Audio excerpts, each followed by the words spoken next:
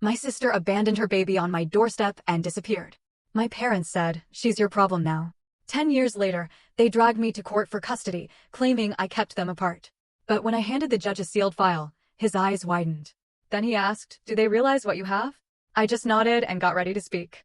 Imagine this. Your own sister drops her 3-month-old baby on your doorstep, vanishes without a trace, and your parents look you in the eye and say, "She is your burden now." What do? 10 years later, that sister, backed by those same parents, suddenly reappears to sue you for custody, claiming you kept them apart. But what they didn't know is the secret I was holding, a folder I handed the judge that day, making his eyes widen as he asked, "Do they even know what you have?" Oh, trust me, they were about to find out. Before Lily crashed into my life, everything felt perfect. I was Natalie, 34 at the time, a pediatric nurse at Memorial Hospital, just promoted to head nurse. My career was on track, and my personal life felt just as solid. Mark, an architect I'd been with for 2 years, and I were even talking about moving in together. My life was unfolding exactly how I'd envisioned it, neat, planned, mine. Then, one rainy Tuesday night in October, my perfect life shattered. I just dragged myself home from a grueling 12-hour shift, kicked off my shoes, and was finally settling onto the couch with a glass of wine and some much-needed takeout. Ding dong. The doorbell. At 9:30 p.m.? I almost ignored it, figured it was a wrong number, maybe a late delivery. But then it rang again, more insistent, almost desperate. Reluctantly, I pushed myself up. What I found on my welcome mat, it changed everything. There, shrouded in a thin blanket to shield it from the rain, sat a car seat. My heart hammered. I pulled back the blanket. Inside, a tiny baby girl, maybe 3 months old, with rosy cheeks and a wisp of dark hair, so unmistakably like my sister, Amanda. Tucked into the side of the car seat was a folded note. Amanda's handwriting. My blood ran cold as I read, "Her name is Lily. I cannot do this. Take care of her. I am sorry." 7 words. That was it. 7 words that ripped my old life apart and threw me headfirst into a new, terrifying reality. I frantically scanned the street. Nothing. No car, no silhouette, no sign of Amanda. I immediately called her cell. Straight to voicemail. My hands shaking, I carefully brought Lily inside. She was sleeping peacefully, utterly unaware her own mother had just abandoned her. My first desperate call, after Amanda's voicemail, was to my parents. Their response, it still makes my stomach churn, even now. "We told her not to have that baby," my mother said, her voice dripping with cold disdain. "She made her choice, and now she's running away from it." Typical Amanda. Panic clawed at my throat. But what should I do? I pleaded. "I can't just keep a baby. I don't know anything about caring for an infant." Then my father's voice, firm, unyielding. "She is your burden now, Natalie. We are done cleaning up after Amanda. We are too old for this." "My burden?" I argued. "She left her with me, not you. She's your granddaughter. And we never asked to be grandparents," my mother snapped back. "Especially not to the child of whatever random man Amanda hooked up with." They hung up on me. Just like that. No offer to come over. No suggestion of help. I sat on my couch, staring at this tiny, innocent sleeping baby, utterly overwhelmed. My world felt like it was collapsing. Then Lily woke up. Her little face scrunched, a hungry cry erupting that sent me into a full-blown panic. I had nothing for a baby. No formula, no diapers, nothing. I called Mark, praying for his help, for his common sense. His reaction was almost as devastating as my parents. "A baby? Your sister just dumped her kid on you? That is insane, Natalie. You need to call social services." "I can't just call social services in the middle of the night." I retorted, "She's my niece. Can you please just go to the 24-hour store and get some formula and diapers?" His voice was firm, chillingly distant. "This is not our problem. This is exactly the kind of drama your sister always creates. Do not get pulled into it." I hung up, the bitter realization hitting me. I was completely, utterly alone. I carefully strapped Lily back into her car seat and drove, in my still-on scrubs, to the nearest 24-hour supermarket. I wandered the baby aisles in a daze, frantically Googling what kind of formula for 3-month-old and diaper size. An incredibly kind, elderly woman working the night shift saw my distress and gently helped me find the essentials. Her eyes were full of a genuine concern my own family couldn't muster. That first night was a frantic, sleep-deprived blur of crying, bottle warming, and diaper changes. The next morning, I called work to request emergency family leave, something I'd never done in my 5 years at the hospital. My supervisor, thankfully, knew my history of reliability and granted me 2 weeks without a single question. I also filed a police report.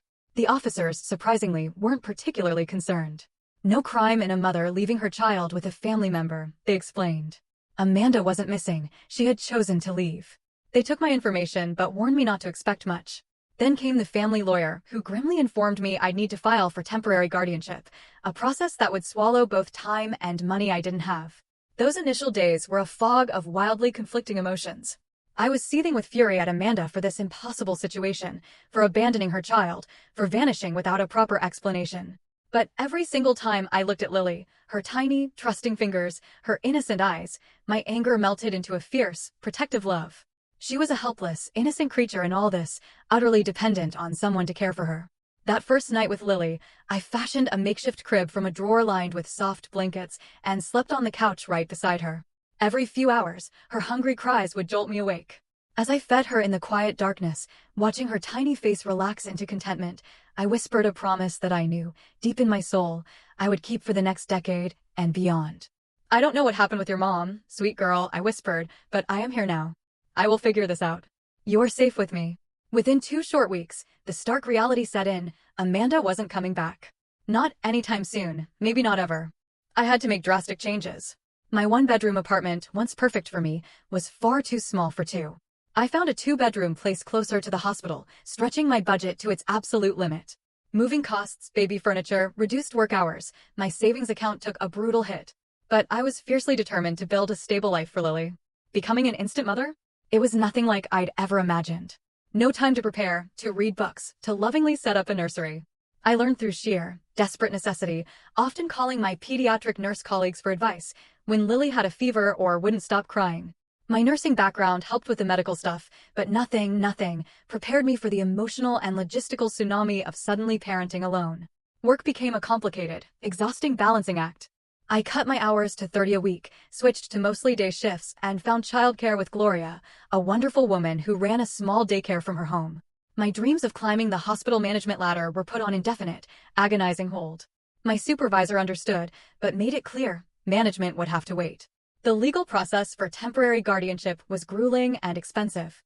I spent endless hours filling out paperwork, meeting with court-appointed evaluators, attending hearings. Without Amanda there to formally transfer custody, everything took twice as long. I was fingerprinted. My home was inspected. My entire life was scrutinized, every detail laid bare, just to prove I was fit to care for my own niece. And through it all, my relationship with Mark crumbled. His initial reluctance to help festered into resentment, a bitter poison in our once solid dynamic. "I didn't sign up to date a single mom," he declared during one of our increasingly frequent, ugly arguments. "We had plans, Natalie. Travel, buying a house, building our careers. How does any of that happen now?" "Life happens, Mark," I told him, my voice trembling. "Plans change." What was I supposed to do? Put her in foster care? His muttered reply was the final, fatal blow. Maybe that would have been better for everyone. That was the end. I packed up the few things he kept at my apartment and told him, simply, not to contact me again. Losing him hurt, but nowhere near as much as his suggestion that I should have abandoned Lily to the system. His true character had revealed itself, and I was better off knowing. My parents, true to form, made rare appearances during that first year, always brief, always critical. My mother would sweep in, gaze around my humble apartment with thinly veiled disapproval, and comment on how tired I looked or how cluttered the space was. She'd hold Lily awkwardly, as if the baby might shatter, never once offering to change a diaper or give a bottle. "You're letting her cry too much," she'd TSK. "But I suppose you don't know any better." My father rarely even engaged with Lily, keeping a physical and emotional distance. He'd stand in the doorway, arms crossed, watching the scene unfold like a disaster he was being forced to witness. "Has anyone heard from Amanda?" he'd ask, his voice tight with anger. It was the only time he showed any real emotion about the situation. "If I had heard from Amanda, you'd be the first to know," I'd reply, even though I knew it was a lie. My parents had made their position terrifyingly clear that night Lily arrived. They'd effectively written off both their daughters and their granddaughter in one cold, heartless phone call. Thankfully, amidst all that coldness, I found warmth elsewhere. My amazing coworkers organized a baby shower a month after Lily arrived, showering me with essential items and hand-me-downs from their own children. My next-door neighbor, Mrs. Santiago, became a surrogate grandmother, offering to watch Lily when I ran errands and even teaching me her secret technique for soothing colicky babies. Around Lily's 3rd month with me, I even hired a private investigator, with money I truly couldn't spare. He managed to track down some information. Amanda had traveled to California, working briefly at a San Diego restaurant before the trail went cold again. It was a strange mix of relief and heartbreak to know she was alive, but still choosing to stay away. Despite the utter chaos of that first year, Lily didn't just survive, she thrived. She rolled over, sat up, crawled, and spoke her first word, Nana, which became her name for me, forever. Every milestone was celebrated, captured in photos and videos, carefully stored for a future where she might want to know about her early life. I created a memory box, keeping these precious mementos alongside the few items she'd arrived with, including Amanda's devastating note. Lily's first birthday was nothing like the elaborate parties my friends threw for their children. We couldn't afford a fancy celebration, but I invited our small, steadfast circle of chosen family who had supported us through that impossible year.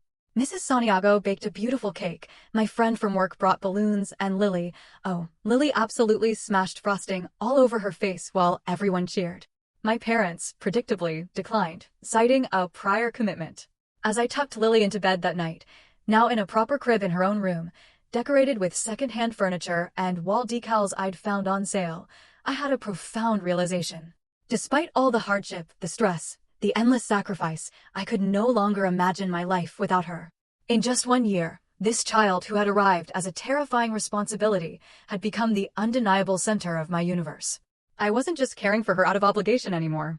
I loved her fiercely, completely, as if she had been mine from the very beginning. "Happy birthday, sweet girl," I whispered, kissing her forehead.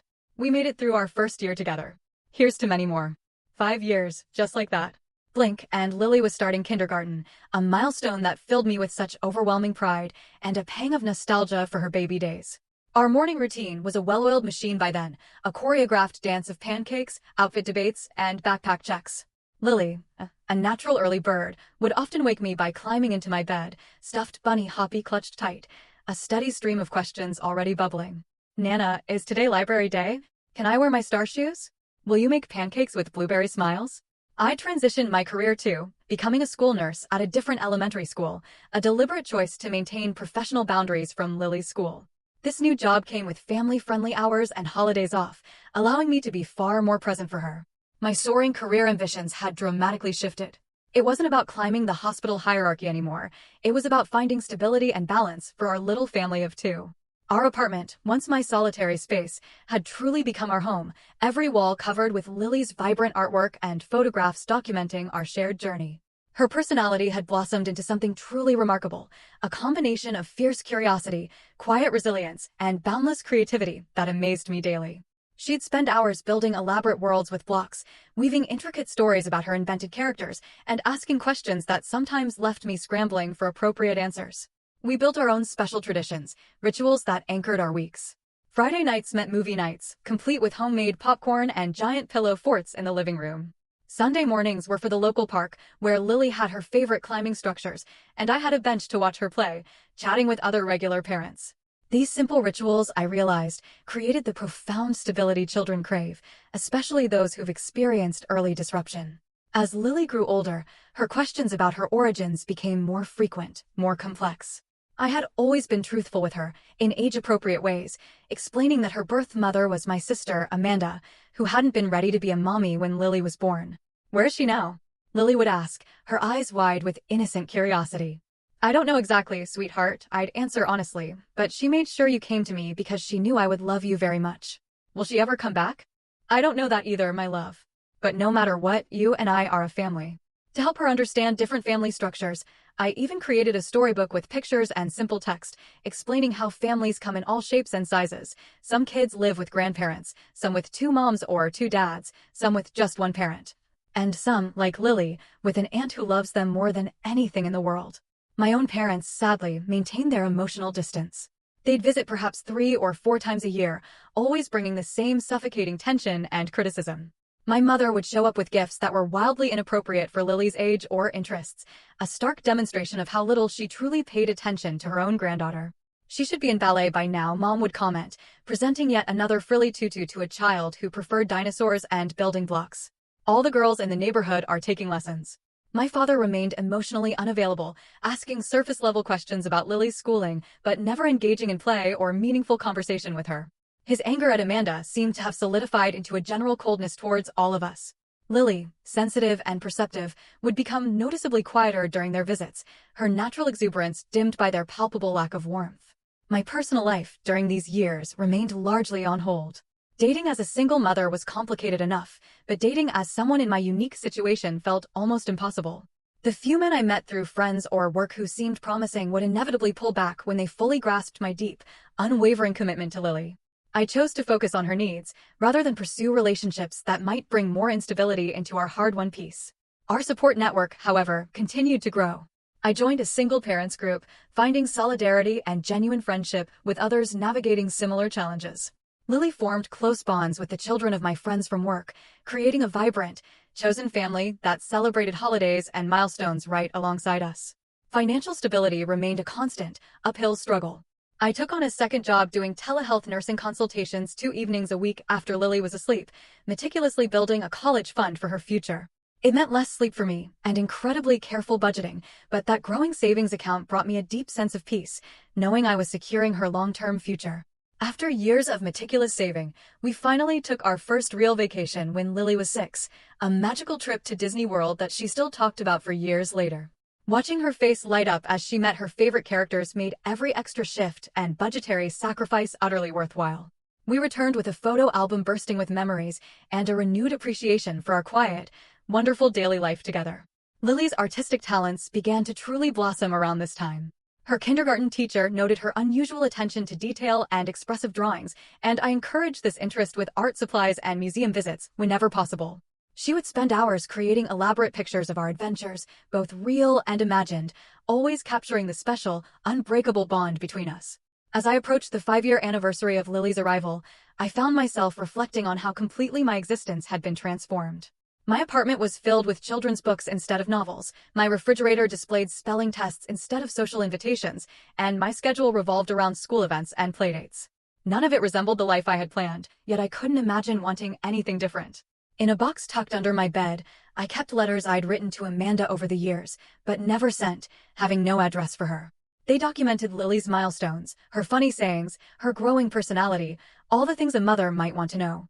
Sometimes I wondered if Amanda ever thought about the daughter she'd left behind, if she regretted her decision, or if she had found whatever she was looking for when she drove away that rainy night. "Look what I made for you, Nana." Lily's voice, bright and clear, interrupted my thoughts as she ran into the kitchen, holding a carefully drawn picture of 2 figures, one tall, one small, surrounded by a large red heart. "That is beautiful, sweetie," I said, pulling her into a hug. "Is that us?" "Yes. That's you and me inside a heart, because we are a heart family, not a blood family. Miss Peterson told us that some families are made from blood and some are made from heart, and heart families are just as real." "Miss Peterson is very wise," I said, blinking back tears. "We are definitely a heart family. And that's the best kind," Lily declared with the absolute, unshakable certainty only a 5-year-old can possess. I hung the picture on the refrigerator, proudly, alongside her other masterpieces, a vibrant visual reminder of what we had built together out of the most unexpected, painful beginning. For more years sailed by in a comfortable rhythm of school days, summer breaks, holidays, and all those everyday moments that build a family. Lily was 9 now, thriving in 4th grade, her curious mind engaged by friends, art, and science. She'd grown into a thoughtful, resilient child, with my sister's artistic spark, but a steadfastness of character that was uniquely her own. Then, on an ordinary Tuesday evening, as I was helping Lily with her solar system science project, the phone rang. An unknown number flashed on my screen. I almost ignored it, thinking telemarketer. But some deep, primal instinct made me answer. "Hello, Natalie?" The voice was hesitant, instantly familiar, yet so strange after all those years. "It's Amanda." My hand tightened on the phone, my heart leaping into my throat, as I quickly stepped into my bedroom, away from Lily's curious eyes. "Amanda? Where are you? Are you okay?" "I'm fine. I'm actually in town. I was hoping we could meet." Her voice sounded steadier than I remembered, more mature. We arranged to meet at a cafe the next day, while Lily was at school. I spent the night in a chaotic swirl of anxiety, anger, and a strange, cautious relief that she was alive and well. I told Lily I had a doctor's appointment, hating the small lie, but knowing I needed to understand Amanda's situation before involving her daughter. The woman who walked into that cafe was almost unrecognizable from the troubled sister I remembered. Amanda was 32 now, her wild curls replaced by a sophisticated bob. She wore a tailored blazer, carried an expensive-looking handbag. She looked healthy, put together, a world away from the overwhelmed young mother who'd left her baby on my doorstep a decade ago. "You look good," she said, sitting across from me. "Really good." You too, I replied, searching her face for traces of the sister I'd once been close to. You seem well. I am, she said, twisting her hands nervously, despite her composed appearance. I've been sober for 7 years now. I completed rehabilitation, got my degree in graphic design, and I'm married to a wonderful man named Thomas. She proceeded to weave a compelling story of recovery and redemption. After leaving Lily with me, she'd spiraled deeper into drug addiction, living on the streets of San Diego for a time, before finally hitting rock bottom and checking herself into rehab. There, she met Thomas, a counselor, and after completing her program and maintaining sobriety, they eventually married. They had no children of their own. I wasn't fit to be a mother then, she admitted, her voice trembling. I was using heavily during my pregnancy, though I tried to stop. I was terrified Lily would have health problems because of me. When she seemed okay, I thought I could handle it. But the postpartum depression hit hard, and I went back to using. The night I brought her to you, I'd been using for days. I knew I was going to hurt her if I kept her. Leaving her with you was the only good decision I made during that time. I pulled out my phone, showing her photos of the childhood she had missed, Lily's first steps, her first day of preschool, kindergarten graduation, birthday parties, Halloween costumes, Christmas mornings. Amanda wept, swiping through the undeniable evidence of a decade of absence. She's beautiful, she whispered. So beautiful and clearly happy. You've done an amazing job, Natalie. My emotions were chaotic, a churning mix of old anger at her abandonment and a new, cautious hope that perhaps Lily could have a relationship with her birth mother after all. We talked for hours, carefully navigating a decade of separation and the complex reality of our situation. I'd like to meet her, Amanda said finally, her voice soft, if you think that would be okay. After careful consideration and consultation with a child psychologist, I arranged the first meeting between Amanda and Lily. I prepared Lily by explaining that my sister, her birth mother, had been very sick when Lily was a baby, but was better now and wanted to meet her. I emphasized that nothing would change about our life together, but that Amanda might become a part of our extended family, like an aunt. The meeting took place at a neutral location, a children's museum, where Lily could feel comfortable and engaged if the interaction became overwhelming. Lily was uncharacteristically shy, clinging to my hand as Amanda approached with a nervous smile. Hello, Lily, Amanda said softly. I've been looking forward to meeting you for a long time. Hi, Lily replied, half hiding behind me. Nana says you're her sister. That's right. And I'm also your birth mother, which means you grew in my tummy before you were born. Lily nodded solemnly. But Nana is my real mom because she takes care of me and loves me and helps me with homework and makes me soup when I'm sick. Amanda's eyes filled with tears, but she smiled bravely. That's absolutely right. You are very lucky to have such a wonderful mom. Over the following months, Amanda became a cautious presence in our lives. We established a routine of supervised visits, gradually increasing the time as Lily became more comfortable. Amanda was respectful of boundaries, never pushing for more than I was comfortable with, always deferring to my parenting decisions. She brought thoughtful gifts that truly showed she was paying attention to Lily's interests and development. Then, after about 6 months of this careful dance, Amanda dropped a bombshell. Amanda and Thomas were moving permanently to our city. She'd accepted a job at a local design firm, and they'd bought a house just 20 minutes from our apartment. We want to be closer to Lily, she explained over coffee, to be a regular part of her life. Warning bells blared in my head, but I desperately tried to quiet them. This could be positive for Lily, I reasoned, to have her birth mother in her life in a healthy way. I even invited Amanda and Thomas for dinner, genuinely wanting to get to know the man who would now be around my niece. On the surface, dinner went well. Thomas was charming, engaging, asking Lily about school, complimenting my cooking. Yet, something felt off. His responses seemed a little too perfect, and the way he watched Amanda carefully as she spoke, almost as if monitoring her, put me on edge. The other shoe dropped hard during dessert. We've been thinking, Amanda said, glancing at Thomas for encouragement, that now that we're settled and financially stable, I'd like to be Lily's mother again. Legally, I mean. My fork clattered against my plate, the sound jarringly loud. What exactly are you saying? Thomas interjected smoothly, his charming facade never faltering. We think it would be best for Lily to live with us. Of course, you'd have liberal visitation. You've done an amazing job raising her, Natalie. And no one can take that away from you. But a child belongs with her mother when possible. I am her mother, I said, my voice dangerously low, trying desperately not to alert Lily, who was showing Thomas her art supplies in the living room. I have been her mother for 10 years while you were nowhere to be found. Biologically, I am her mother, Amanda countered, her voice now firm, betraying a calculated conviction. And I'm in a much better position now to provide for her. You're in a tiny apartment working 2 jobs. We have a house with a yard and a top school district. Thomas makes 6 figures. She could have her own room, a college fund, vacations, everything children should have. My heart ached, my voice struggling to stay steady. She already has everything she needs, Amanda, including stability and security, with the only parent she has ever known. The conversation ended uneasily, with vague promises to discuss it further. After they left, I sat in stunned, terrified silence, the crushing weight of the threat to everything I had built with Lily pressing down on me. I had been so naive, believing Amanda just wanted to be a supportive presence, not to replace me entirely. The situation deteriorated further and faster than I could have imagined. My parents, who rarely contacted me, suddenly requested Sunday dinner at their house, Lily included. When we arrived, Amanda and Thomas were already there, looking unsettlingly comfortable in my childhood home. After an agonizingly uncomfortable meal, where my mother fussed over Amanda as if she were the prodigal daughter returned in glory, my father dropped the bomb. Your sister has told us everything about her recovery, her marriage, her desire to be a proper mother to Lily. She has truly turned her life around, my mother added, her eyes gleaming with pride. We are so proud of her. My mind reeled. You've been in contact with her? I asked, the pieces of a sickening puzzle finally clicking into place. For how long? My parents exchanged glances, a shared guilt passing between them. We reconnected about 3 years ago, my father admitted, almost reluctantly. Amanda reached out when she completed her rehabilitation program. 3 years? 3 years? I repeated numbly. You've known where she was for 3 years and never told me? She asked us not to, my mother said defensively. She wanted to get herself together first. And now that she has, my father continued, his voice cold and resolute, we think it makes sense for Lily to be with her real mother. Amanda and Thomas can provide a traditional family environment with 2 parents. You've done your part, Natalie. But it's time to do what's best for Lily. Blood is blood, my mother added, her voice chillingly self-righteous. She deserves to be with her actual mother. The betrayal cut deeper than any knife.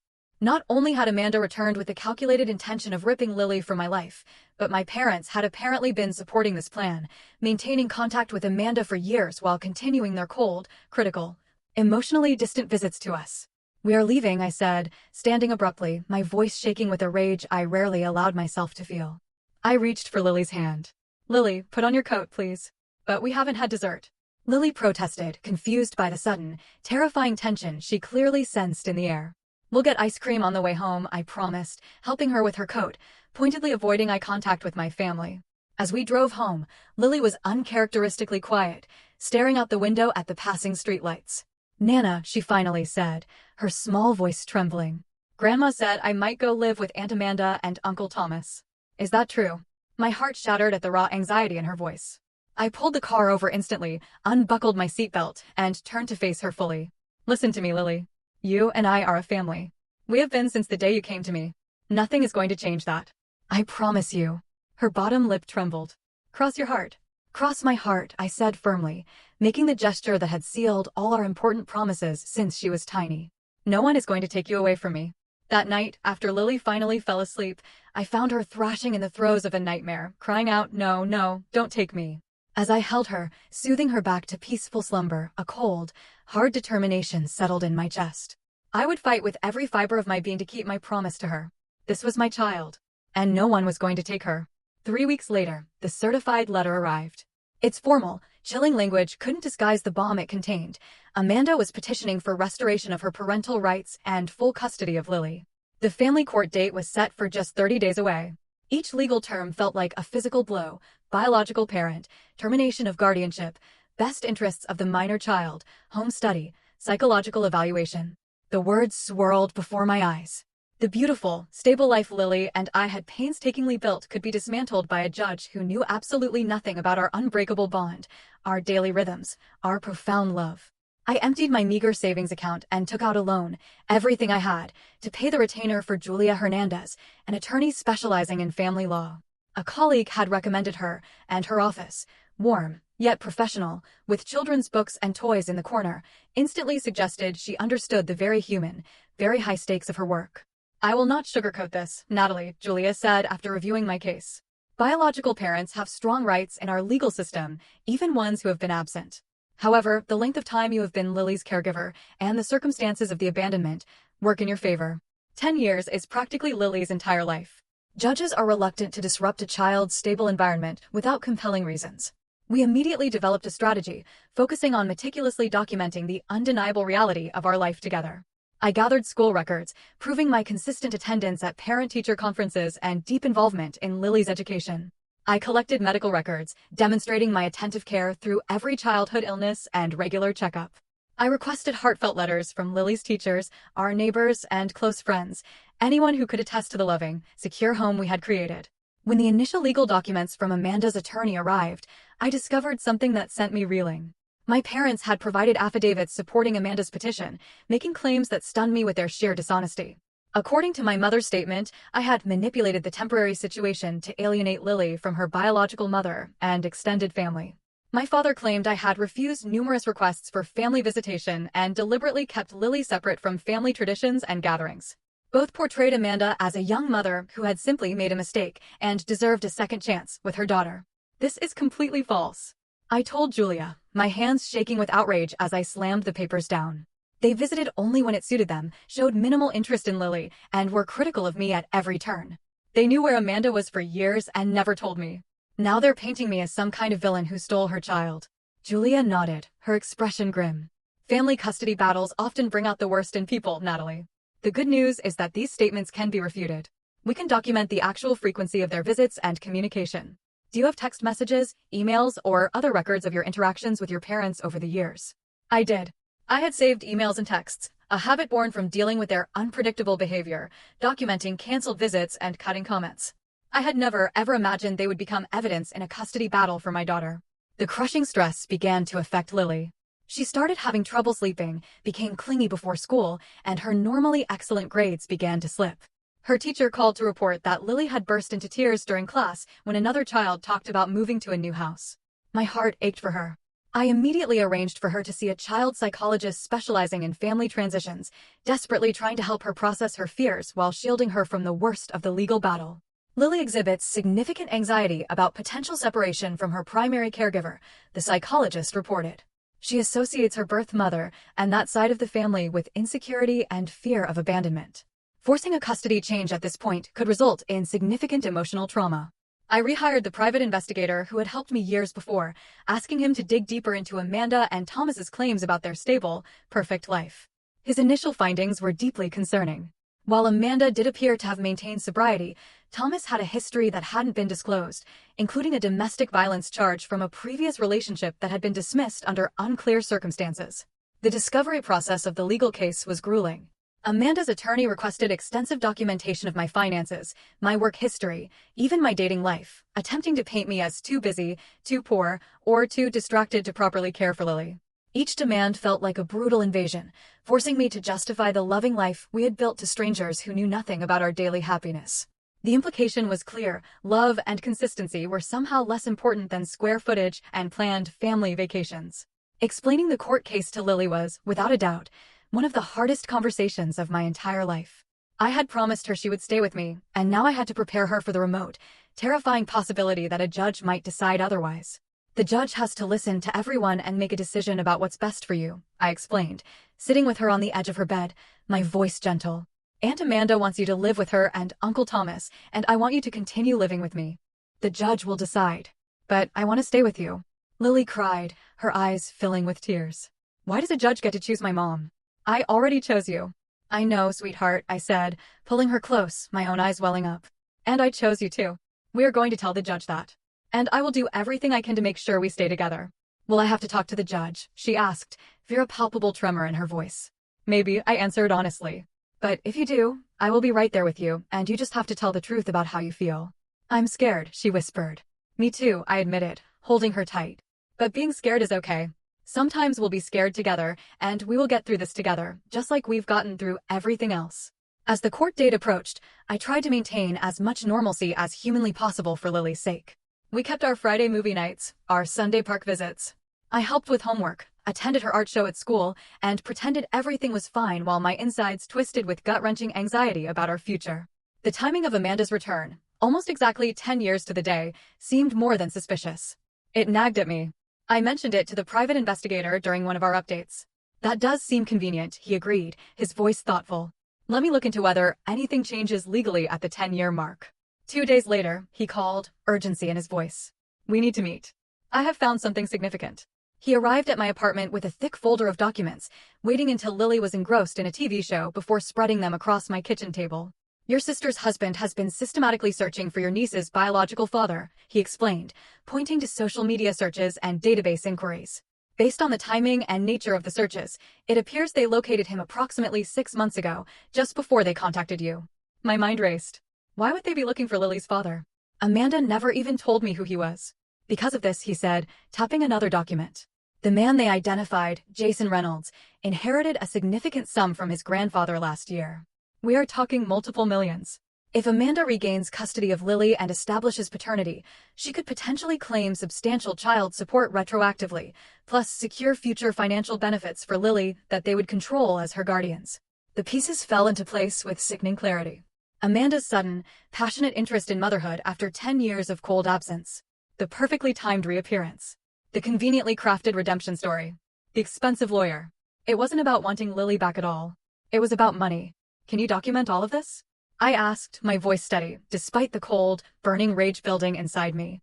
Already done, he replied, tapping the folder. Along with evidence contradicting several claims in their court filings. Thomas's business is actually struggling, not thriving as they claimed. Their perfect house is mortgaged to the hilt. And most importantly, I have documented evidence of your parents' knowledge of Amanda's whereabouts for years, directly contradicting their sworn statements. I compiled all the damning evidence into a sealed folder. It would become the centerpiece of our case. When Julia reviewed it, even her professional demeanor cracked slightly. Natalie, she said, her voice hushed, this changes everything. The judge needs to see this. The county courthouse loomed, an imposing building of stone and glass, its formal atmosphere instantly intimidating. I wore my most professional outfit, a navy blue suit bought specifically for this day, desperate to project stability and competence. Lily was safely with her art teacher, a kind woman who'd volunteered to keep her occupied, sparing her the crushing tension of the courtroom. Amanda and Thomas sat at the table across the aisle, both impeccably dressed. Amanda in a conservative floral dress that screamed maternal warmth, Thomas in a tailored suit that projected financial success. My parents sat directly behind them, my mother clutching her purse nervously, my father staring straight ahead, his jaw set in that familiar expression from childhood that meant his mind was made up. Judge Harmon, a woman in her 60s with silver hair and reading glasses perched on her nose, called the court to order. She explained this was a hearing to determine custody of Lily Morgan, now 10 years old, outlining the factors she would consider. The court's primary concern is the best interest of the child, she stated firmly. We will hear testimony from all parties involved and review the evidence presented. I expect complete honesty and respect for these proceedings. Amanda testified first, weaving a compelling story of youthful mistakes, hard-won sobriety, and profound maternal longing. She described her marriage to Thomas as loving and stable, their home as spacious and child-friendly, their finances more than adequate to provide Lily with advantages I could never offer. She wept at carefully chosen moments, describing her regret at missing years of Lily's life and her overwhelming desire to make up for lost time. I made a terrible mistake when I was young and addicted, she said, dabbing at her eyes with a tissue. But I have worked so hard to become someone worthy of being Lily's mother. I want to give her the life she deserves, with a mother and father who can provide everything she needs.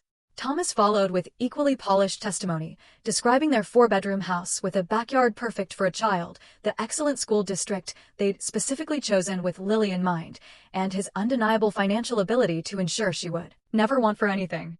He spoke of established college funds, meticulously planned family vacations, and his deep desire to be the father figure Lily had lacked. We can offer Lily stability, a traditional family environment, and opportunities that simply are not possible in her current situation, he stated confidently. While we respect what Natalie has done, we believe Lily belongs with her mother and in our home. My parents testified next, both shamelessly reinforcing the narrative Amanda had constructed.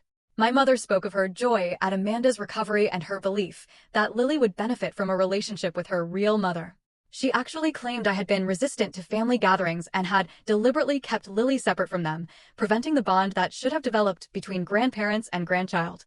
Natalie has always been stubborn, she said with a sigh that oozed long-suffering patience.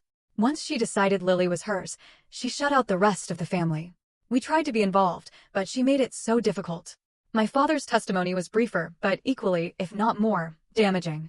He painted Amanda as reformed and deserving of a second chance, while characterizing me as controlling and unwilling to acknowledge Lily's need for her biological mother.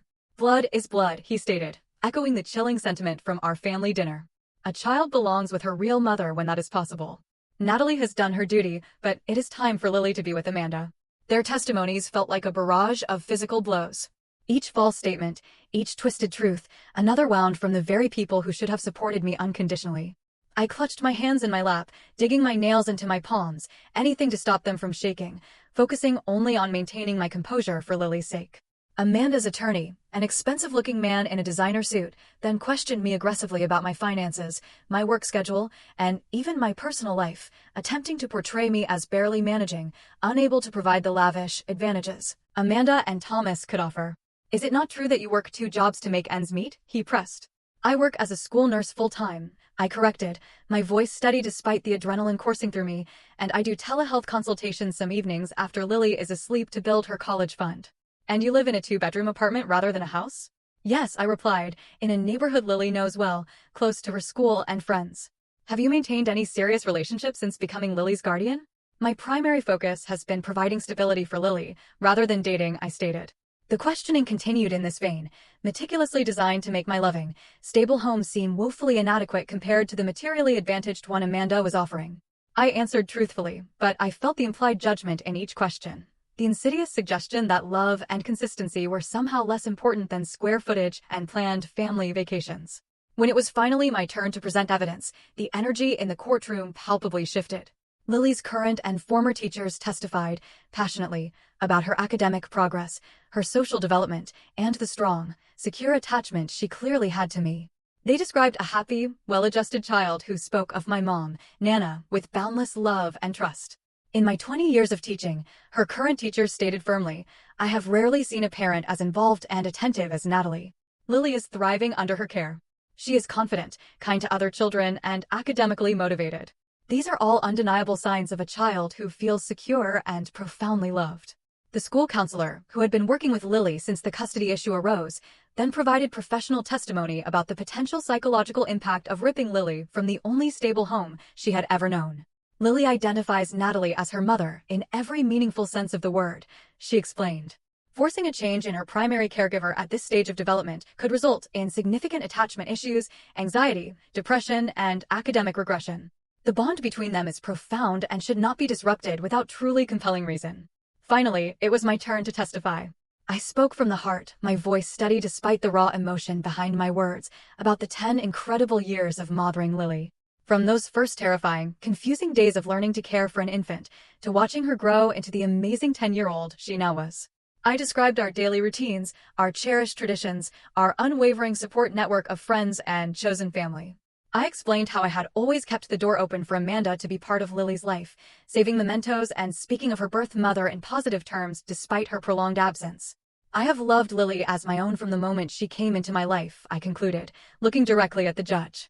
Not because she is my biological child, but because she is my child in every way that matters. I have been there for every fever, every nightmare, every school project, every scraped knee, and every triumph. I am not perfect, and I cannot offer her the material advantages that Amanda and Thomas claim they can. But I can offer her the security of knowing she is loved unconditionally by the parent who chose to be there every single day of her life.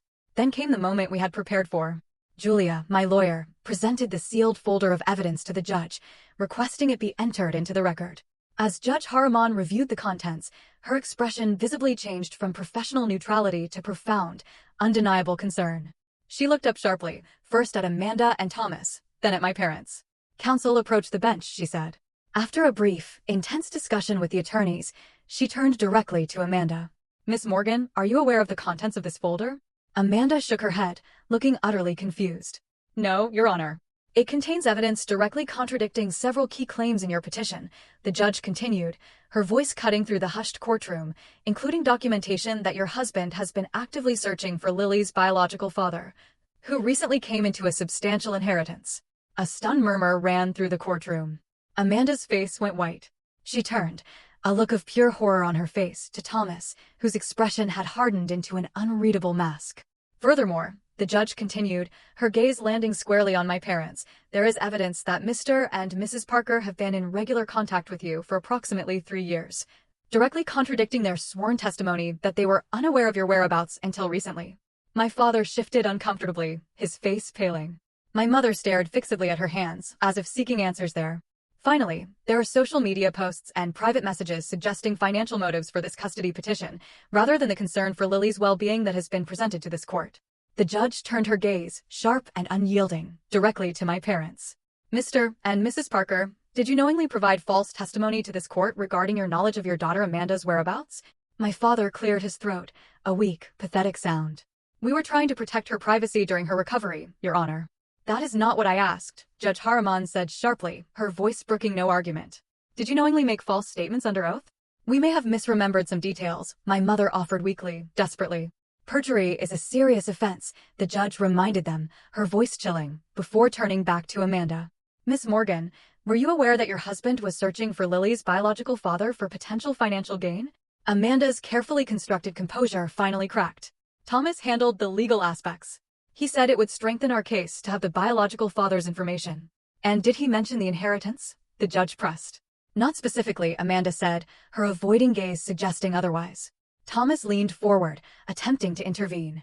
Your Honor, if I may explain, Mr. Richards, Judge Harriman advised, cutting him off, her voice firm, I suggest you confer with your attorney before speaking further. The evidence suggests potential legal issues beyond the scope of this custody hearing. The courtroom atmosphere had transformed completely. What had begun as Amanda's carefully orchestrated performance had spectacularly unraveled into a tangle of exposed lies and profoundly questionable motives.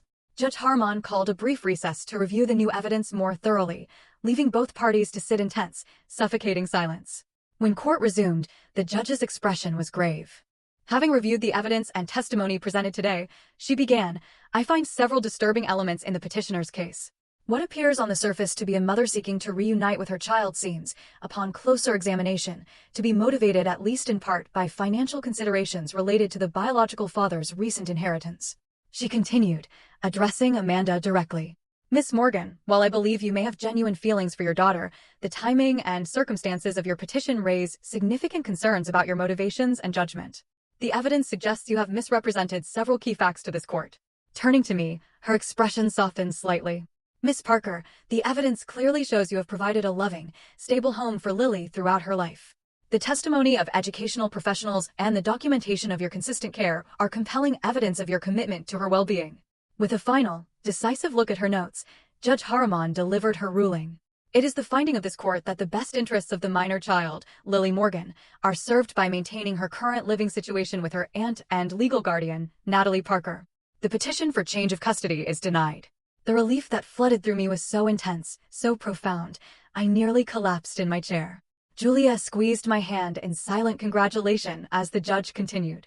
Miss Morgan will be granted limited supervised visitation, to be arranged through family services, with the potential for expanded visitation in the future if deemed appropriate. Mr. and Mrs. Parker, she added, looking sternly at my parents, the court takes note of your apparent willingness to provide misleading testimony in this case. You are admonished that such behavior undermines the legal process designed to protect children like your granddaughter. As the formal proceedings concluded, I sat quietly, processing the outcome. We had won. Lily would stay with me, where she belonged. The nightmare was over. Amanda approached me as I gathered my things, her eyes red from crying. I never wanted to hurt her, she said softly. Or you. It just got complicated. It didn't have to be, I replied, too emotionally drained for anger. You could have just been honest from the beginning about wanting to know her. She nodded, looking down. I know. Thomas thought. It doesn't matter what he thought. I cut her off, my voice firm. I should have known better. I simply nodded, unwilling to absolve her in that moment, and walked out of the courtroom toward the sunlight, toward the freedom to continue being Lily's mother, without the shadow of uncertainty hanging over us. The moment I picked up Lily from her art teacher's house was one I will never forget. She ran to me, her little face etched with anxiety, scanning my eyes for any clue about the outcome. What did the judge say? Do I still get to live with you? I knelt down to her level, taking both her small hands in mine. Yes, sweetheart, I choked out, tears blurring my vision. The judge said you stay with me. We are still a family, just like always. Her entire body sagged with profound relief. She threw her arms around my neck, squeezing me tight. You promised. You crossed your heart promised, and you kept it. I will always keep my promises to you, I said, holding her close, breathing in the comforting scent of her hair, allowing myself to fully feel the immense weight that had been lifted from my shoulders. Always. That evening, we celebrated with pizza and ice cream, a simple feast that felt like the most luxurious, joyous meal imaginable after everything we'd been through. As Lily chattered excitedly about an art project she'd worked on during the day, I marveled at her incredible resilience and her capacity for pure joy, despite the gut-wrenching uncertainty she'd been living with. The aftermath of the court case demanded careful navigation of new, firm boundaries with my family. I arranged to meet my parents at a neutral location, without Lily needing to confront their betrayal head-on. "How could you lie in court?" I demanded, not bothering with pleasantries. "How could you support taking Lily away from the only home she has ever known?" "We thought we were doing the right thing," my father said defensively, his voice still tinged with self-righteousness. "Amanda is her mother, and I am her mother, too." I countered firmly. "In every way that counts. You chose Amanda over both of us, and you lied to do it. I cannot trust you around Lily." "Now, that is ridiculous," my mother protested, indignant. "We are her grandparents. Grandparents who were willing to traumatize her to get what you wanted," I countered, my voice unwavering. "If you want to be part of Lily's life going forward, there will be new rules. Supervised visits only. No undermining my parenting. No private conversations with Amanda about Lily. And absolutely no more lies." They balked at the restrictions, but I stood firm. The judge's ruling had given me an unshakable confidence, the strength to set the boundaries that should have been in place years ago. My parents eventually agreed, albeit with poor grace, to the new arrangement. Lily continued her sessions with the therapist, slowly, carefully processing her complicated feelings about the court case, her birth mother, and the grandparents who had so profoundly betrayed her trust. Through play therapy and art therapy, she began to express the deep anxiety and confusion that had been building for months. "Sometimes I feel like I have two moms, but also no mom," she confided during one session. "Amanda is my birth mom, but she didn't want me. You want me, but Amanda says you're not my real mom. It's confusing." "Family can be complicated, sweetie," the therapist acknowledged gently. "But what matters most is who loves you and takes care of you every single day." "That's Nana," Lily said without hesitation, a profound certainty in her voice. "She is my real mom because she chose me and stayed with me." Those words became a healing mantra for both of us. We began creating new traditions with the people who had truly stood by us through the ordeal, our chosen family of friends, neighbors, and colleagues who had testified to our bond and supported us through the brutal legal battle. The supervised visitation with Amanda began cautiously. Thomas, predictably, stopped attending after the first few sessions, his interest in Lily apparently diminishing once the financial motivation was removed. Amanda, however, continued to show up, gradually establishing a relationship with Lily that was far more appropriate to their actual connection. She became something of an aunt figure, interested and caring, but no longer attempting to replace me as Lily's primary parent. With the custody issue finally resolved, I was able to focus on professional advancement again. I applied for and received a promotion to Health Services Coordinator for the school district, a position that came with better pay and continued family-friendly hours. The additional income allowed us to move to a slightly larger apartment with a small yard, where Lily could finally plant the garden she had always wanted. Several months after the court case, Amanda asked to meet with me privately. Over coffee, at the same cafe where we had reconnected a year earlier, she finally offered the apology I hadn't even realized I was waiting for. "I was wrong," she said simply, her eyes filled with a raw honesty. "Not just about the custody case, but about everything. You are a better mother to Lily than I could ever have been, even if I had been healthy from the beginning. You have something special, something real. I thought biology trumped everything, but watching you together these past months has shown me what true parenting looks like." "Thank you for saying that," I replied, genuinely surprised at how much her acknowledgement meant to me. "I want you to know I've ended things with Thomas," she continued. "After everything came out in court about his motives, I couldn't trust him anymore. I'm focusing on my sobriety and my career, and on building a healthy relationship with Lily as her birth mother, not trying to replace you." This profound shift in Amanda's perspective allowed us to gradually establish a more cooperative relationship, genuinely for Lily's benefit. We would never be the close sisters we had been in childhood, but we found a workable peace as two women who cared about the same child, in different, yet vital ways. Lily continued to thrive as she grew, her natural resilience helping her integrate the complicated reality of her family situation into a coherent, personal narrative. She even developed an interest in psychology, perhaps influenced by her own therapy experience, and began talking about maybe becoming a counselor someday, to help other kids with confusing families. On the evening of Lily's 11th birthday, after a small party with her closest friends, she presented me with a homemade card that instantly brought tears to my eyes. Inside, in her neat, childish handwriting, she had written, "To my mom who chose me every day for 11 years. Biology makes relatives, but love makes families. Thank you for being my real mom." Looking back on our journey, From that rainy night when a 3-month-old baby appeared on my doorstep to the confident, amazing 11-year-old standing before me, I realized that the unexpected, painful detour my life had taken had led me to exactly where I was meant to be. I hadn't planned to become a mother at 24, certainly not to my sister's abandoned child. But that unplanned, chaotic beginning had given me the greatest gift of my life. The definition of family I had grown up with, the one my parents still clung to, based on blood and obligation, had been replaced by a richer, more profound understanding. Family wasn't just who you were born to. It was who you chose to love, and who chose to love you back, day after day, through every challenge and every joy. As Lily and I sat on our small balcony that evening, watching the sunset paint the sky in hues of orange and purple, talking about her dreams for the coming year, I felt a sense of peace. A quiet contentment that had been missing for so long during the turmoil of the custody battle. We had weathered the storm together and emerged stronger, our bond tested and proven utterly unbreakable. Nana, Lily said thoughtfully, leaning her head against my shoulder, do you ever wonder what would have happened if Mom hadn't left me with you that night? Sometimes, I admitted, tightening my arm around her. But then I think about all we would have missed, and I'm grateful things happened exactly as they did. She nodded, snuggling closer. Me too. What about you? Have you ever had someone in your life who became family through love and choice, rather than just biology? Or faced a challenging situation that ultimately redefined what family means to you? Tell me what you think, or share your own story in the comments below. I really want to know. And if this story resonated with you, please give it a like and subscribe. It truly helps these stories of resilience and the true meaning of family reach more people. Thank you for listening.